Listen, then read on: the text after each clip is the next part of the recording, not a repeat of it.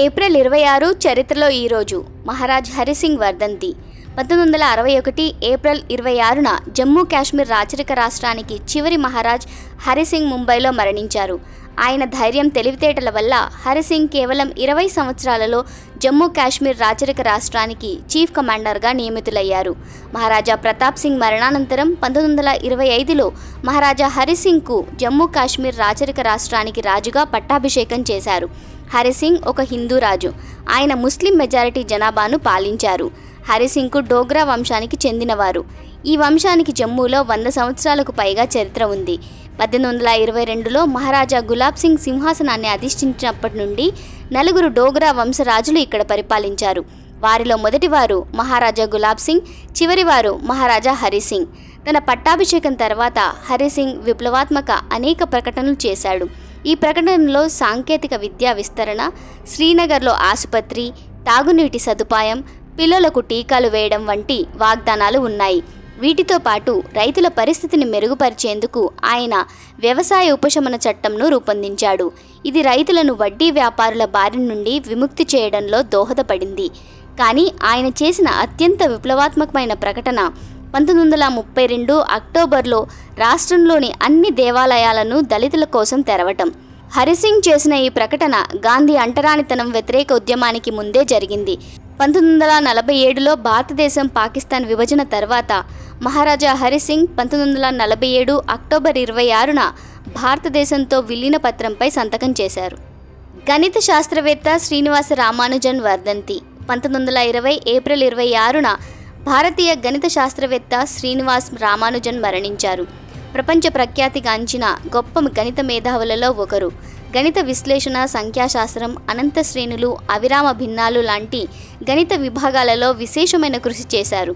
రామానుజన్ తాను జీవించిన 32 సంవత్సరాలలో గణిత శాస్త్రానికి సంబంధించిన 4000 కంటే ఎక్కువ సిద్ధాంతాలపై పరిశోధన చేశాడంటే ఆయనలోని గణిత ప్రతిభను అంచనా వేయవచ్చు. ఇది ప్రపంచంలోని గణిత శాస్త్రవేత్తలకు అర్థం చేసుకోవడానికి చాలా సంవత్సరాలు పట్టింది. ఆయన జన్మదినాన్ని ప్రతి సంవత్సరం జాతీయ గణిత దినోత్సవంగా జరుపుకుంటారు.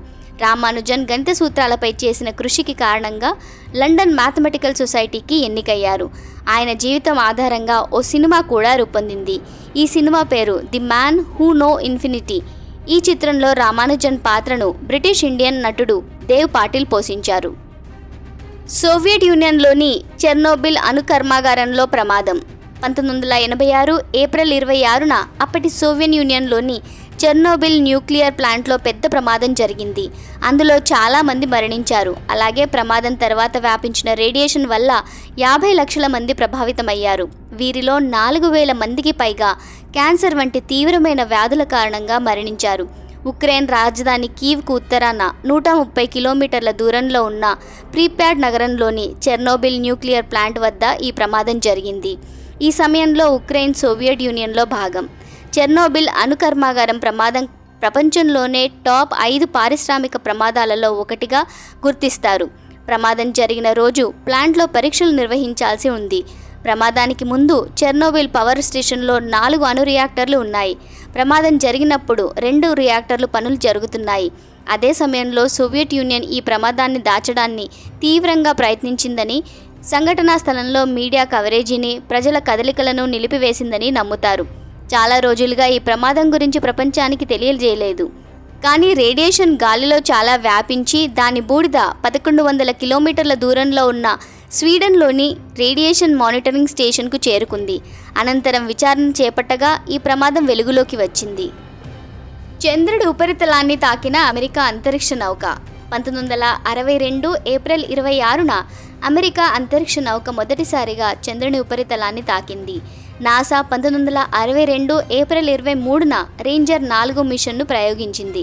రేంజర్ 4 చంద్రుని ఉపరితలంపై ల్యాండ్ అయినప్పటికీ సాంకేతిక లోపం కారణంగా చిత్రాలను పంపలేకపోయింది. ప్రయోగించిన 2 గంటలకే వ్యోమనౌక విద్యుత్ సరఫరా నిలిచిపోయింది. విద్యుత్ సరఫరా విఫలమైన తర్వాత రేంజర్ 4 భూమితో సంబంధాన్ని కోల్పోయింది. అప్పుడు శాస్త్రవేత్తలు వ్యోమనౌకలో ఉన్న చిన్న రేడియో ట్రాన్స్మిటర్కు ధ్వని తరంగాలను పంపారు. అంతరిక్ష నౌక చంద్రునిపై ల్యాండ్ అయ్యిందని కనుగొన్నారు. దీనికి ముందు మాజీ సోవియట్ యూనియన్ 1959లో చంద్రుని ఉపరితలంపై తన అంతరిక్ష రాకెట్ను ల్యాండ్ చేయడం ద్వారా చరిత్ర సృష్టించిందనే విషయం తెలిసిందే. భారతీయ నటి మౌషమి చటర్జీ పుట్టినరోజు 1948 ఏప్రిల్ 26న భారతీయ నటి మౌషమి చటర్జీ కోల్కతాలో జన్మించారు. మౌషమి చటర్జీ గురించి సినీ పరిశ్రమలో ప్రాచుర్యం పొందిన ఒక విషయం ఏమిటంటే ఆమె గ్లిజరిన్ లేకుండా ఏడ్చేది. మౌషమి తన పాత్రను తెరపై పోషించిన తీరు చూస్తుంటే ఆ పాత్ర తన కోసమే తీసినట్లు అనిపించేది. మౌషమి చటర్జీ 1967లో బెంగాలీ చిత్రం బాలికా వధుతో తన కెరీర్ను ప్రారంభించింది. 1972లో అనురాగ్ సినిమాతో హిందీ చిత్రసీమలో ఆమె అడుగుపెట్టింది. దీని తర్వాత చాలామంది పెద్ద స్టార్లతో స్క్రీన్ షేర్ చేసుకుంది. అంగూర్, మంజిల్, రోటీ కపడా ఔర్ మకాన్, ప్యాసా సావన్, ఘర్ ఏక్ మందిర్ వంటి ఎన్నో గొప్ప చిత్రాలలో ఆమె నటించింది. 70వ దశకంలో రాజేష్ ఖన్నా, సంజీవ్ కుమార్, వినోద్ మెహ్రా వంటి చాలా పెద్ద స్టార్స్తో సినిమాలు చేసి తన నటనా నైపుణ్యాన్ని నిరూపించుకుంది.